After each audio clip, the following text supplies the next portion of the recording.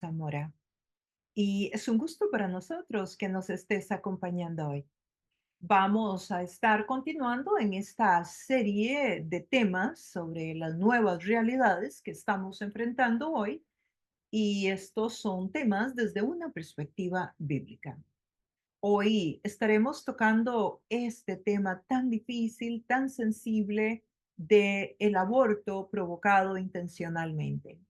Y vamos a ver qué nos dice la palabra de Dios, cómo podemos hacer un acercamiento bíblico a este tema tan difícil, que no pretendemos hoy cubrirlo todo, desde luego, porque pues tenemos que administrar el tiempo que tenemos y así que quedarán muchos asuntos que no se podrán cubrir, pero por lo menos dejaremos un par de textos bíblicos, de pensamientos, de ideas, para que podamos reaccionar y continuar reflexionando en los próximos días.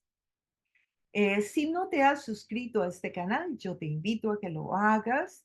Y bueno, si te gusta el contenido, que le des un like.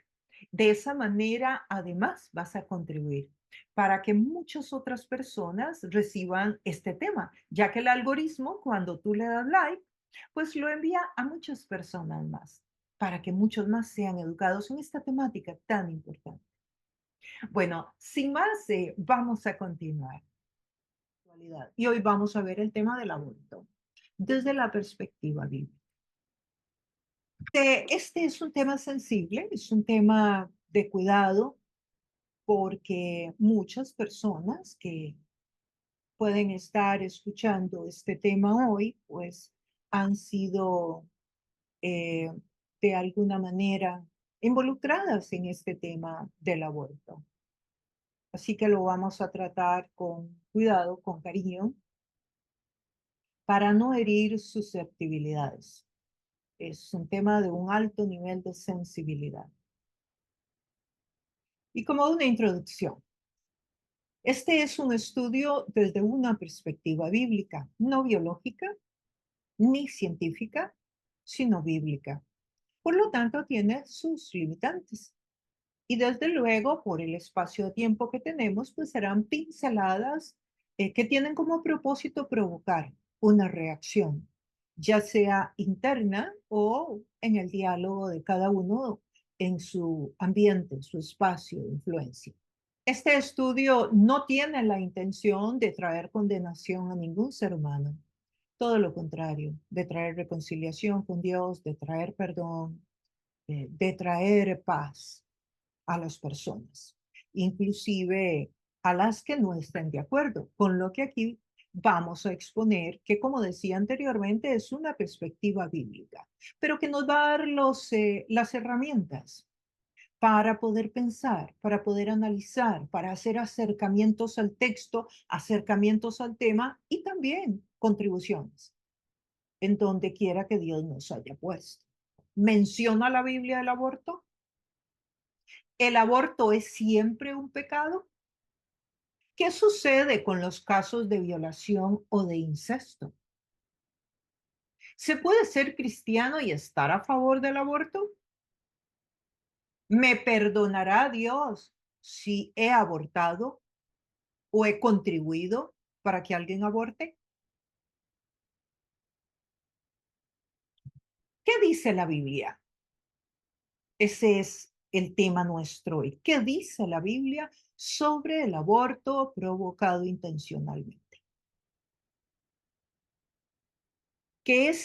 La Biblia nos habla de muchos aspectos, pero empecemos por este. ¿Qué dice la Biblia sobre la vida? Bueno, la Biblia dice sobre la vida que es en la concepción, en donde se da la vida, en la misma concepción del ser humano. No a las 4 semanas, ni a las 6, ni a las 8, no, sino en la misma concepción. Y voy a leer para ustedes un verso bíblico. Salmo 51, verso 5. Dice así: He aquí, en maldad he sido formado, y en pecado me concibió mi madre. Vuelvo a leerlo. En maldad he sido formado y en pecado me concibió mi madre. Aquí habla de la concepción. Está hablando el rey David y está diciendo que desde la misma concepción ya él tenía el pecado. ¿A cuál pecado se refiere? Al pecado original que entró a través de Adán y Eva. Entonces, el ser humano es ser humano desde la concepción, puesto que solamente el ser humano puede cargar con el pecado original. No es una célula, no es un grupo de sustancias, sino que es el ser humano, el único que la Biblia dice que lleva el pecado original desde su concepción. Pero voy a agregar otro más para seguirle dando fundamento al pensamiento que estoy queriendo expresar. El ser humano es planificado por Dios desde el mismo vientre de la madre. Y para eso leo para ustedes Jeremías, capítulo 1, verso 5. Antes de formarte en el vientre, ya te había elegido. Antes de que nacieras, ya te había apartado. Te había nombrado profeta para las naciones. Aquí está Dios dándole una palabra a Jeremías el profeta en el Antiguo Testamento, uno de los profetas mayores. Y está hablando de que antes de que lo formara en el vientre, ya lo había elegido. Antes de que nacieras, ya te había apartado. Hay propósito de Dios para cada ser humano a quien Dios le dio la vida. Continúo leyendo para ustedes otro verso más, siempre en referencia a la vida y lo que dice la Biblia. Isaías 49, verso 1, la parte B. Jehová me llamó desde el vientre, desde las entrañas de mi madre, tuvo mi nombre en memoria. El llamado de Dios en la vida de Isaías es desde el vientre mismo de su madre. Dios no llama un grupo de células. Dios no llama una sustancia. Dios no llama un, una célula aislada. Dios llama a una persona. Y ya Dios, en estos textos, como hemos podido observar y escuchar, hace un llamado a estos tres personajes importantes de la Biblia, David, Jeremías, Isaías, otro profeta mayor del Antiguo Testamento, desde el vientre de la madre. Ahora pasamos a Job, capítulo 10, versos 11 y 12. Me vestiste de piel y carne, y me tejiste con huesos y nervios. Vida y misericordia me concediste, y tu cuidado guardó mi espíritu. Aquí es el Job que está contando y compartiendo de lo que Dios le ha revelado. Y como podemos ver, dice que lo vistió de piel y de carne y lo tejió con huesos y nervios. Tremenda biología, ¿no? Avanzamos. ¿Qué dice la Biblia entonces sobre un bebé en el vientre de la madre?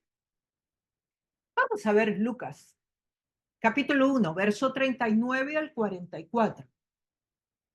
A los pocos días, María viajó y se fue deprisa a un pueblo en la región montañosa de Judea. Al llegar, entró en casa de Zacarías y saludó a Elizabeth, su esposa. Tan pronto como Elizabeth oyó el saludo de María, la criatura en su vientre entonces saltó.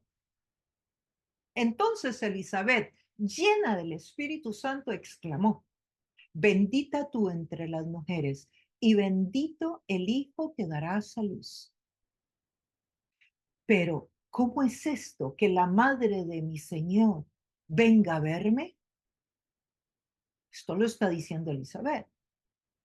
Te digo que tan pronto como llegó a mis oídos la voz de tu saludo, saltó de alegría, la palabra original dice gozo, saltó de alegría la criatura que llevo en el vientre. Cuando el bebé, ¿qué está pasando acá? Elizabeth es la madre de Juan el Bautista. Entonces ya lleva varios meses de embarazo. Ella debe de estar aquí aproximadamente que a los 6 meses de embarazo. Y María la va a visitar porque Dios le guía para que vaya a visitar a Elizabeth. Y en ese momento en que ellas se encuentran, cuando ella saluda a Elizabeth, el bebé que ella lleva en su vientre salta de gozo. Esta es una descripción bíblica muy especial porque está refiriéndose a que Juan el Bautista, bebé en el vientre de su madre, sintió gozo ante la presencia de Jesús en el vientre de María. ¿Qué significa esto? Que solo una personita, un ser humano, puede percibir gozo. De nuevo, un grupo de sustancias o una materia o una célula no percibe gozo.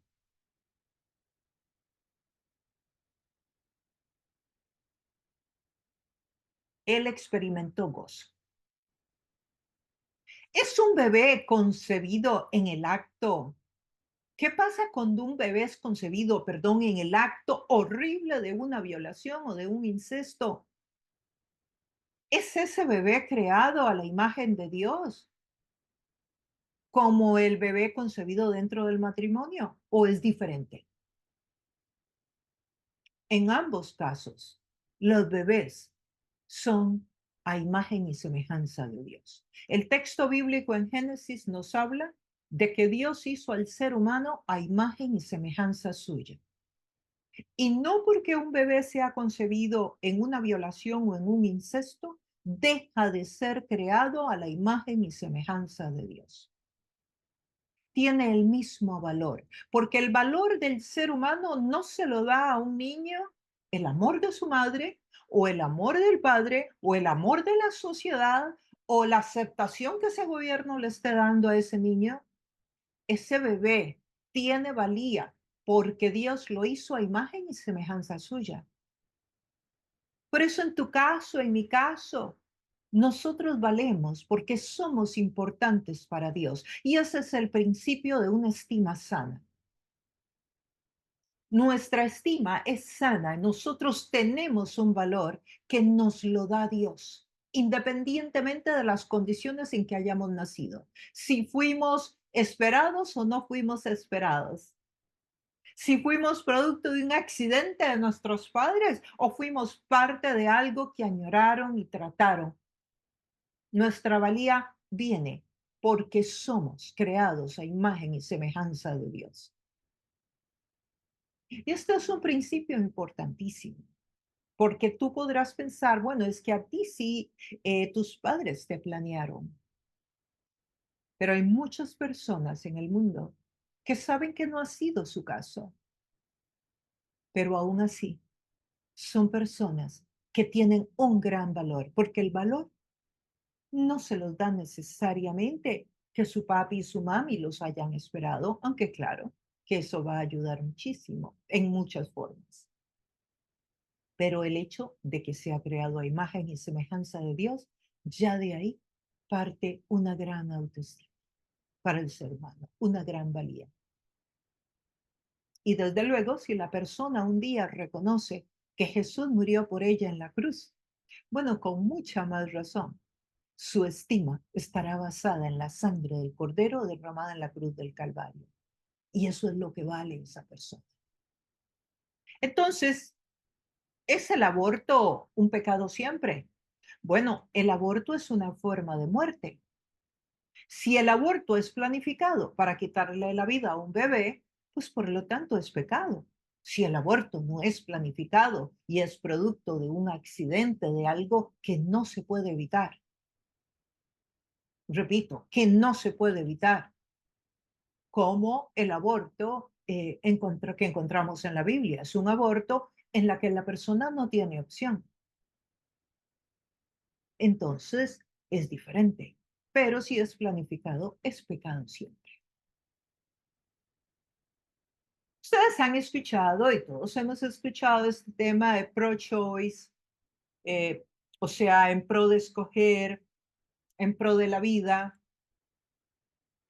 Y son dos corrientes, dos posturas muy notables hoy día, ¿no? Y cuando se dice pro vida, bueno, significa que usted va a favor de que esa personita que va en el vientre de una mujer tenga todas las oportunidades para nacer y para crecer y para vivir y superarse. Y si usted tiene la postura de pro-choice, pues usted lo que está diciendo, según estas posturas, es que usted tiene derecho a escoger lo que usted hace o lo que alguien hace con ese bebé que va en el vientre de esa mujer. Y esto pues hace una gran diferencia en las posturas hoy día. Y desde luego, el argumento de muchas personas que están en la línea del pro-choice o pro-escogencia, o sea, que escogen si pueden o no abortar y que esa es una opción de la mujer plenamente, el argumento que presentan es que el cuerpo es el cuerpo de la mujer. Por lo tanto, es la mujer la que decide sobre su cuerpo. Y me parece una actitud muy linda, muy especial en cuanto a darle a la mujer ese lugar de que la mujer participe, de que la mujer tome decisiones en la vida, sobre todo cuando tenemos en consideración el historial de la mujer en muchos aspectos, como por ejemplo que la mujer no pudo votar en los gobiernos por muchos años, sino hasta hace apenas unos años que a la mujer se le permitió votar. O, por ejemplo, que las mujeres no tenían oportunidad para entrar a las universidades, sino muchos años después de que ya los hombres estaban estudiando. En fin, que hay puestos en los cuales hay un hombre y una mujer y al hombre le pagan más. Yo todavía hace unos meses en una organización en la que sirvo, alguien dijo, pero es que mira, lo que pasa es que él es o sea, subámosle el salario a este hombre, porque es que él es un hombre. O sea, habían dos personas haciendo el trabajo, un hombre y una mujer, y esta persona estaba abogando para que al hombre se le subiera el trabajo, no para que a la mujer, no para que a los dos. Y el argumento era porque él es hombre. Entonces, claro que yo entiendo este trasfondo y este deseo de darle a la mujer esa oportunidad y sí que es muy válida. Sí que es muy válida porque sí que es verdad que ha habido una historia que ha empañado un poco la justicia en cuanto a algunos temas. Pero esto de que es el cuerpo de la mujer y por lo tanto ella debe tomar la decisión y ella es la única que debe tomar la decisión, es un poco, yo diría, mitad verdad y mitad mentira. ¿Por qué? Porque no es el cuerpo de la mujer solamente. Hay otro cuerpo más involucrado. Hay otro corazón. Hay otros pulmones. Hay otros riñones. Hay otro cerebro. Hay otra vida involucrada. Hay dos seres eternos ahí. Le quiten la vida antes de que nazca o no. Es un ser eterno. Ese bebé que va en el vientre de esa mujer. Entonces sí que es importante tomar en cuenta la opinión de la mujer, pero ese argumento no es válido porque no es solamente el cuerpo de la mujer. Está involucrada otra vida que además no puede hablar, no se puede defender. La compasión que el mundo le ofrece a la mujer diciéndole que ya tiene derecho a tener éxito profesionalmente, a continuar con su vida, es correcto, pero no a costa de la vida de un bebé. Y todo hombre, por cierto, que participe en el aborto, ayudando, ya sea pagando, acompañando, eh, ya sea porque es su amante o porque es una joven que conoció y quedó embarazada y ahora pues no quiere ser responsable de la criatura, o ese médico, puede ser un médico también, que está participando en el tema de los abortos. A los ojos de Dios, todo médico, todo hombre, toda mujer que ofrezca un servicio o que participe de alguna manera en el aborto es tan culpable como la mujer misma que firma los documentos, toma la decisión y firma los documentos. Esto me recuerda un poco durante la pandemia, que se hablaba de amar al vecino y una forma de amar al vecino era poniéndose la máscara. Bueno, ¿para qué? Porque era para evitar que la persona fuera contagiada y muriera.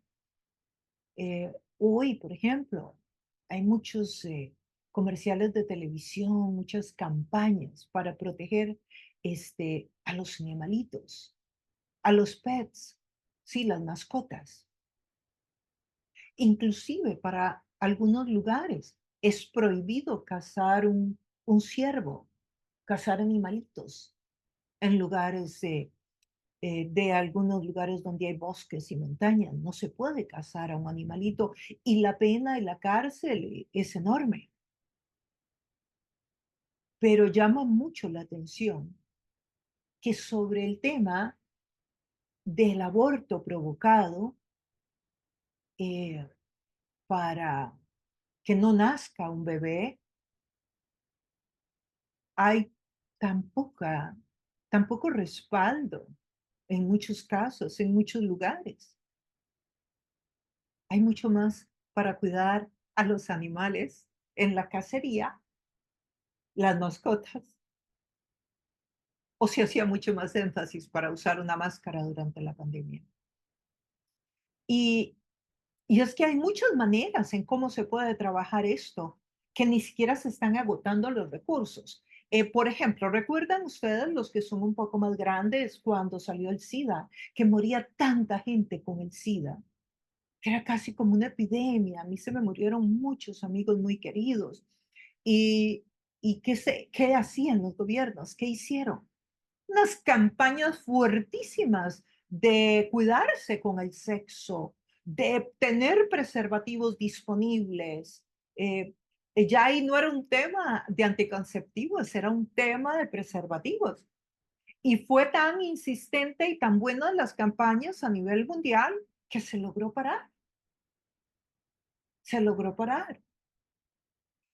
Ustedes han podido ver que con este tema del aborto, o sea, no hay campañas que puedan favorecer a las poblaciones que están en este tema del aborto masivo. Yo sé que es un número que todos conocemos, pero igual lo quiero repetir, que en los últimos 4 años, creo, aproximadamente, Estados Unidos tiene 65 millones de abortos provocados. 65 millones. Y yo me pregunto, ¿y no hay otra manera de convocar a un cambio? No sé, con el SIDA se hizo, con los preservativos. No, la opción que están ofreciendo es poner clínicas para que el trabajo lo hagan gratis y lo paguen los ciudadanos con sus impuestos. De hecho, se están cambiando las legislaciones para que puedan hacerse el aborto muchachitas menores de edad sin consentimiento de los padres. Y esto no estoy exagerándolo, está ya en varios estados. ¿Te puedes imaginar que tú te enteres que tu bebé, que tu niña, que tu muchachita, 13, 14 años, se hizo un aborto antier y tú no sabías? Aunque no lo hubieras impedido, aunque no hubieras podido impedirlo, aunque hubieras estado de acuerdo, pero es un tema de acompañar a tu hija en un momento tan crucial en la vida, escucharla, que ella pueda elaborar, procesar el dolor, la ansiedad, las inquietudes que le surjan. Tú me dirás, bueno, en las clínicas les ponen un psicólogo. Yo no sé si se los ponen, pero es que no es lo mismo un psicólogo que papá y mamá. no es lo mismo. Entonces, me pregunto si se han agotado los recursos de la educación a través de la media, donde las muchachas están recibiendo educación, o si no, poner, no sé, los preservativos gratis en las farmacias para que las muchachas tengan la opción. No sé, yo no trabajo en eso, pero creo que no se han agotado los recursos. Se tomó por esta opción de promover el aborto, de facilitar esa vía sin medir y sin agotar otros recursos. Como por ejemplo, no sé, cambiar las leyes para que los violadores eh, tengan más miedo de estar violando, o los padres en incesto, ser más fuertes con los tíos, con los hermanos y con los padres que violan a sus familiares, a sus muchachitas de la familia. Por ejemplo, no sé, que un violador que tiene dos, tres casos, pues que la ley, no sé, le corta el miembro en lugar de pagar clínicas para que hayan abortos. No sé, ¿qué de malo tendría tener un poco de eunucos en la ciudad? Eunucos por causa de ellos, porque en realidad es su escogencia. Si no saben controlarse, pues que sean eunucos. Y yo sí que hablo en serio. Yo sé que puede hacer risa, pero yo no estoy hablando en broma, yo estoy hablando en serio. Sí, seguro por eso no soy gobernante, ¿no? Por eso Dios me puso pastora, pastora extraña, ¿no? Que es capaz de decir y de hacer esto. Pero bueno, es que conozco a un Dios misericordioso, pero también un Dios justo. Y yo creo que entonces sí que se deben de pensar y discutir más estos temas, que los gobiernos podrían ofrecer algunas otras alternativas. Leo para ustedes un salmo, un pedacito de un salmo, Salmo 139 del verso 13 al 16. Tú creaste mis entrañas, me formaste en el vientre de mi madre. Te alabo porque soy una creación admirable. Tus obras son maravillosas y esto lo sé muy bien. Mis huesos no te fueron desconocidos. Cuando en lo más recóndito era yo formado, cuando en lo más profundo de la tierra era yo entretejido. Tus ojos vieron mi cuerpo en gestación. Esta misma, este mismo texto, 139, Salmo, en la versión Reina Valera de los 60, dice, mi embrión vieron tus ojos. O sea, la palabra embrión está en el texto bíblico. Y en tu libro estaban escritas todas aquellas cosas que fueron luego formadas, sin faltar una de ellas. Esto está contándonos el salmista. Está hablando de que cuando estaba en el vientre de la madre, todo esto, Dios se lo estaba revelando. Estamos hablando de un libro que fue escrito, ¿cuánto? 1000 años antes de Cristo. Y aquí ya se habla de la concepción, ya se habla del embrión, ya se habla de vida en el embrión, ya se habla de un Dios tejiendo dentro del vientre de la madre, de un Dios formando al ser humano. David nos está contando esto en el cielo. Y claro, para suavizar el impacto de esta propuesta de que toda persona que quiera abortar a su bebé, pues que tenga los recursos y que el gobierno se los provee, por ejemplo, en muchos casos, se tiene que agarrar de algunas herramientas, usar algunas herramientas que suavicen el impacto. Y ahí es donde entra la manipulación del lenguaje. Claro que la manipulación del lenguaje no solamente entra en cuanto a esta temática, entra en cuanto a otras también, como los temas que hemos tratado en esta serie. Sí, como es el tema de la autopercepción, que cada ser humano es lo que se percibe a sí mismo y que la biología no tiene injerencia, sino que es su propia percepción y que el sexo y el género están separados. eh, que también lo cubrimos acá anteriormente. Pero bueno, hablemos de la manipulación del lenguaje en relación directa con esta temática. Juega un papel importantísimo. Y es que es más o menos así. Es como prepararle la comida a un bebé, que le haces la comidita en un puré para que él se la pueda tragar y le sea más fácil. O darle ensalada a un niño.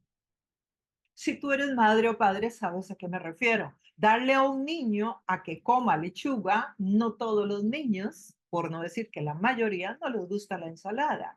Se la tienes que revolver muy bien con alguna comida que les guste. De lo contrario, no se comen esa lechuga. Lo mismo están haciendo las personas que promueven estas posturas. Ellos escogen palabras manipulándolas para que tú y yo nos podamos tragar estos conceptos con mayor facilidad, para que a veces ni nos demos cuenta en realidad de qué están hablando. Sí, no sé, por ejemplo, interrupción de la vida. ¿Cómo suena eso? Suena muy suavecito, la interrupción de la vida, suena suave, suena gentil, ¿verdad? Entonces, hay todo un juego con las palabras en lugar de llamarle un aborto provocado. ¿Por qué? Porque el aborto provocado suena un poco más, nos lleva un poco más al contacto con la realidad. Entonces, la manipulación del lenguaje juega un rol importantísimo.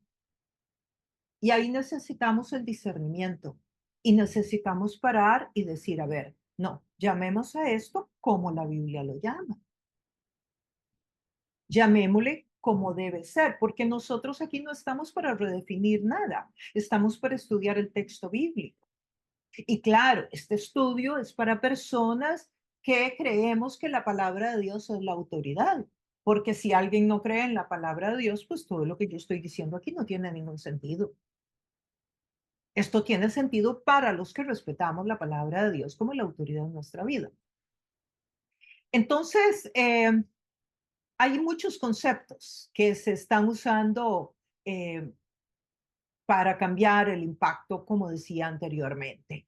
El tema de la comunicación es muy importante y nosotros siempre debemos de tener presente que la Biblia es la que nos dice a nosotros eh, los términos y los significados. Y en la Biblia es donde debemos de pararnos. Veamos, por ejemplo, eh, términos como el que hablaba yo anteriormente, la terminación del embarazo o la asistencia en la vida. ¿Y saben qué se refieren? Asistir en la vida. Se refieren a la eutanasia. Asistir a alguien para partir.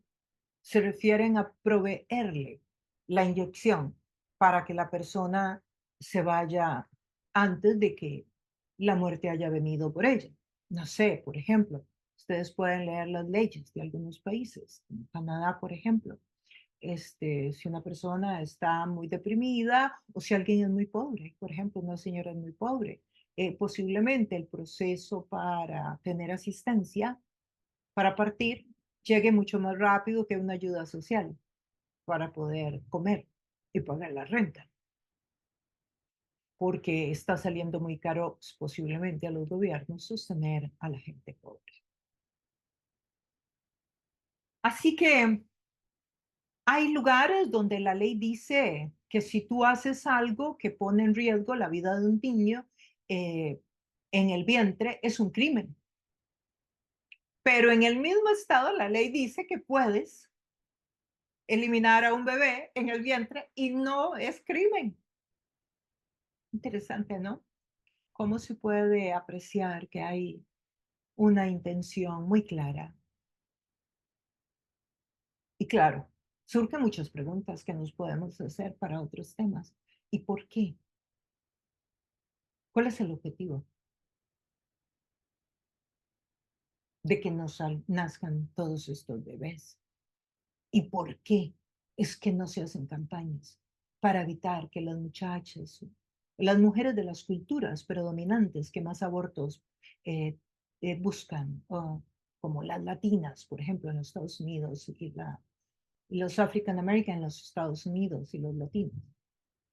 ¿Por qué no dar educación? Yo no veo educación en los canales de televisión, como sí la vi cuando hubo el SIDA tiempos pasados, en años pasados, cuando yo estaba joven.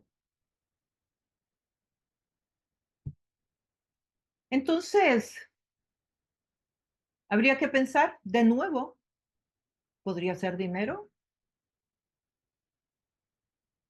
No conozco, no tengo la respuesta. No he hecho un estudio exhaustivo sobre el tema, pero si me pongo a hacerlo, estoy segura de que encuentro la respuesta. Lo que pasa es que mi interés era hacer pensar, era dialogar, es conversar sobre temas, provocar una reacción. Porque, lógicamente, soy teóloga, soy pastora y me interesa que la iglesia piense, analice, se involucre en estas discusiones y no simplemente que crea que su responsabilidad es predicar el evangelio y que la gente se vaya al cielo. No, vivimos en un contexto y la misión de Dios se hace en un contexto y tenemos que bregar con ese contexto y tenemos que dar respuesta a la sociedad, a los ciudadanos de los países, aunque no sean personas que sean ciudadanas del cielo, pero son ciudadanos de los países. Hemos sido llamados a influenciar el lugar donde estamos, siendo la sal y siendo la luz. Y no es en silencio que se hace eso. No es en silencio. Es con palabras y con acciones. Y debe haber un matrimonio de ambas. Avanzamos con el texto, Deuteronomio 27, leo para ustedes, del 20 al 25. Maldito sea quien se acueste con la mujer de su padre. Op, sí, la Biblia se involucra en estos asuntos. Maldito sea quien tenga relaciones sexuales con un animal. Maldito sea quien se acueste con su hermana, con su hija, con la hija de su padre o con la hija de su madre, o sea, su hermana. Maldito sea quien se acueste con su suegra. Maldito sea quien mate a traición a su prójimo. Y todo eso lo leí solamente porque quiero que miren que la Biblia se ocupa de asuntos prácticos del diario vivir. O sea, la Biblia no es un libro así tan efímero, tan superficial, tan esotérico, que no aterriza en los problemas cotidianos del ser humano. Todo lo contrario. Por eso que sí, en la palabra de Dios podemos encontrar respuesta para muchos asuntos del diario vivir si la buscamos diligentemente, si investigamos el texto bíblico. El verso 25 de Deuteronomio 27. Maldito sea quien acepte soborno para matar al inocente. ¿Y por qué estoy leyendo esto del soborno? Porque yo nunca me meto a predicar temas relacionados con la política, ni con quién, por quién tú vas a votar. Pero en las elecciones de tu país, hoy día, eh, para nosotros poder ser sal de la tierra, como yo mencionaba anteriormente, o luz, tenemos que como iglesia mirar por qué gobierno vamos a votar. Si el candidato de gobierno a la presidencia de tu país, de qué tendencia es en cuanto a esta temática, de si hacia la vida o si hacia la escogencia de que la mujer tiene la autoridad de escoger sobre su cuerpo y sobre la vida que lleva dentro también. Entonces, ¿y qué tiene que ver esto con el soborno?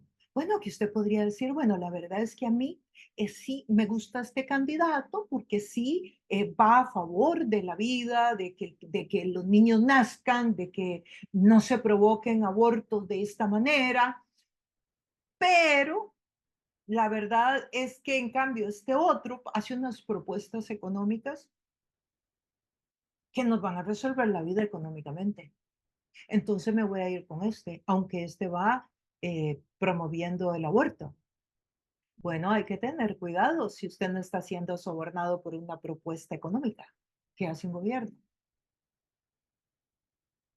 ¿Qué te pide la Biblia? Que tu balanza se incline porque hay plata, porque ahí hay dinero, o que tú escojas lo moral, aunque eso te lleve a pagar un precio.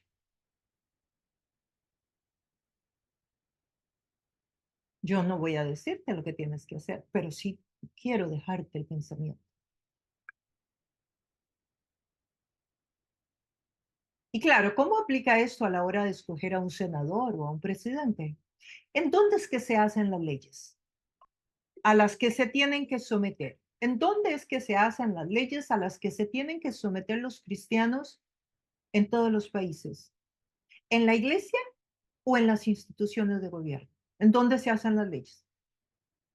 Claro, no es en la iglesia, es en las instituciones del gobierno, es en la corte. Son los gobiernos los que establecen las leyes. Y nosotros, como cristianos, ¿de quién es la responsabilidad entonces de que en nuestros gobiernos hayan pocos representantes que tienen los valores bíblicos, que los valores bíblicos rigen sus vidas? ¿De quién es la responsabilidad? De los ciudadanos que los escogieron. Y dentro de los ciudadanos está la iglesia.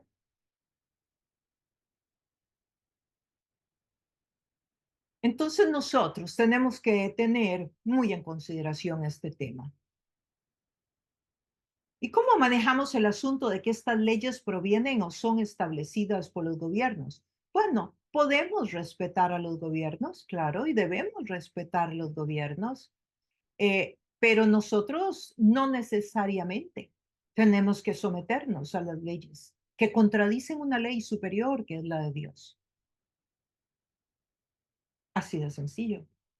Así de sencillo, eso hizo Jesús. Y usted me dirá, pero ¿qué base bíblica? Si la palabra de Dios dice, sométase toda creyente a la autoridad de su gobierno. Ah, sí, pero entonces, ¿qué hacemos con los textos bíblicos? ¿Recuerdan ustedes a Daniel? ¿Recuerdan a Daniel cuando el emperador mandaba a que a que lo adoraran? ¿Recuerdan? A que todo el mundo lo reconociera en el Antiguo Testamento, en el libro de Daniel. Y Daniel era un profeta y todo el pueblo tenía que adorar al emperador. ¿Recuerdan qué hizo Daniel? Abría la ventana de su cuarto y 3 veces al día se arrodillaba y oraba a Dios. ¿Y qué le sucedió a Daniel por hacer eso? Porque no adoró al emperador, como él esperaba que todo el mundo lo hiciera, y se lo contaron al emperador, que él no doblaba las rodillas delante de él. Lo tiró al fuego, al horno de fuego, ¿verdad?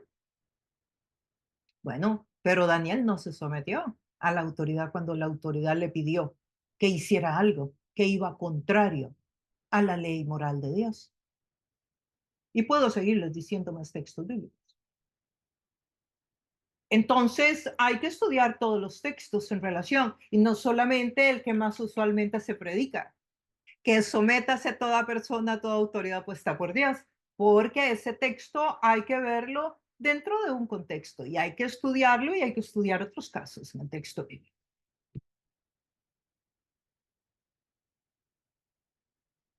Proverbios 31, 8 y 9 dice lo siguiente: levanta la voz por los que no tienen voz. Defiende los derechos de los desposeídos. Levanta la voz y hazle justicia. Defiende a los pobres y a los necesitados. Levanta la voz por los que no tienen voz.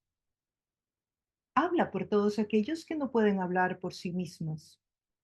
Entonces, sí, esta es una perspectiva bíblica, claro, sobre nuevas realidades, porque generalmente este tipo de mensajes no había que predicarlos, no había que enseñarlos, porque casi que todo el planeta estábamos de acuerdo.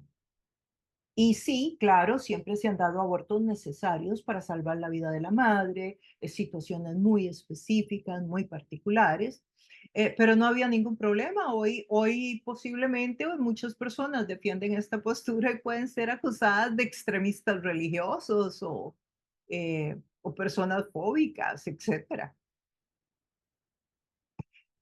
Hay que tener mucho cuidado entonces, eh, no con la gente, con lo que la gente pueda decir de uno, con lo que Dios pueda pensar de uno como creyente. Y debemos de tener nuestros oídos abiertos espiritualmente para identificar la mentira en esa manipulación del lenguaje. Cuando se decore muy bien algo, tienes que tener ese discernimiento para poder saber qué es lo que en realidad están diciendo. Hay muchas palabras hoy día que están siendo manipuladas. Ese podría ser tema de otra enseñanza, la manipulación del lenguaje, para suavizar el impacto del pecado moral que se está llevando a cabo. Entonces, somos nosotros los que decidimos sobre este tema desde la perspectiva moral, de acuerdo a la Biblia. No son los gobiernos, ni es la iglesia, ni son los amigos. Somos nosotros los que tenemos que dar cuentas a Dios y establecer cuáles son nuestros estándares morales. Y lógicamente la iglesia tiene un reto y un desafío. La iglesia es puesta en cada contexto. La iglesia del primer siglo tuvo que enfrentar la persecución. La iglesia del siglo X tuvo que enfrentar otro tipo de persecución.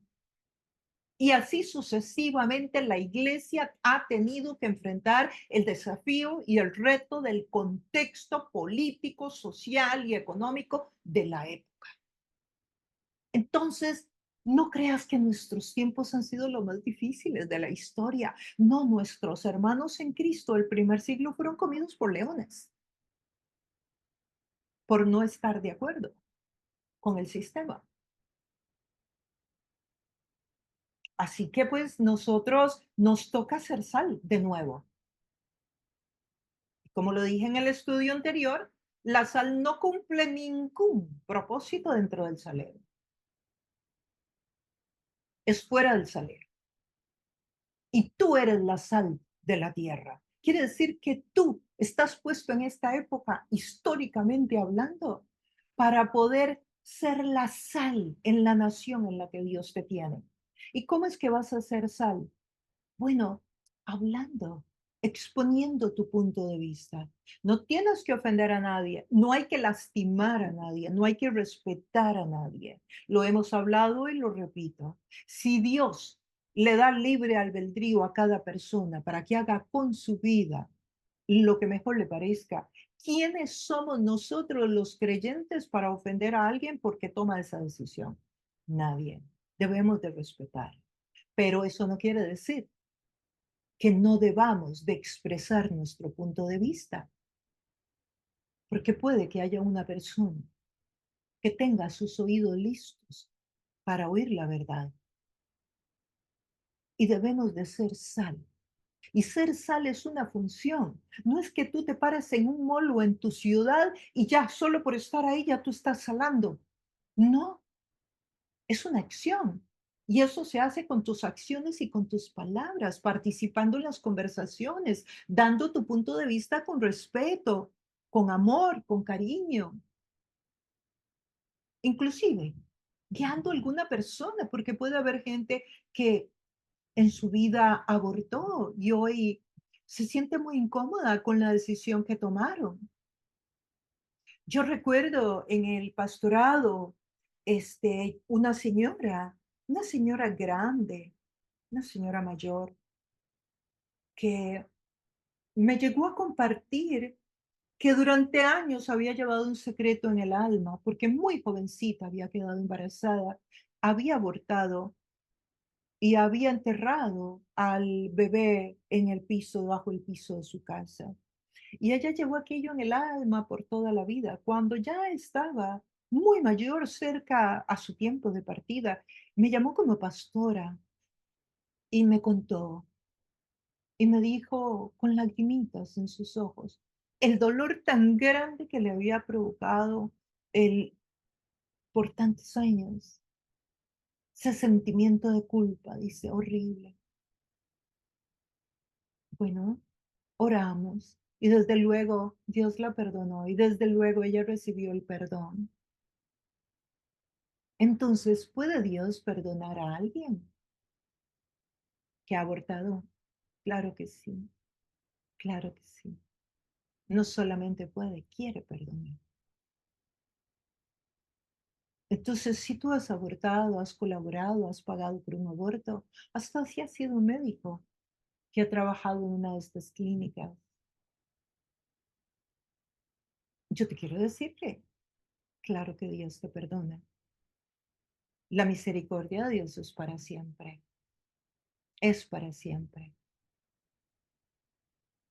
Y que cada uno de nosotros salga del salero a cumplir la función de la sal en la sociedad, en la escuela, en la universidad, en la verdurería, con el grupo de amigos del deporte, en el trabajo, en la familia. Poner ahí tu granito de sal para que nuestra sociedad no se dañe, no se pudra, no se corrompa. Esa es la función de la sal. En lugar de quedarnos callados para no meternos en problemas, en lugar de tener una compasión por la mujer que nos hace eh, contradecir, violentar los principios bíblicos. Sí, tengamos compasión por la mujer, pero sin traspasar los estándares morales de Dios. Que podamos cada uno de nosotros cumplir con la función que Dios nos ha llamado y siempre desde el amor. Muchas gracias por habernos acompañado. Siempre es un gusto para nosotros recibirte, tenerte aquí, poder conversar juntos y aprender juntos. Bueno, te recuerdo suscribirte al canal y de nuevo, si te gustó el programa, si te parece interesante, que sería bueno para otras personas, dale like. Y de esa manera el algoritmo lo manda a muchas personas más y así estamos contribuyendo y educando muchas personas en cuanto a este tema desde una perspectiva bíblica. Bueno, sin más, me despido por ahora y nos vemos en el próximo estudio.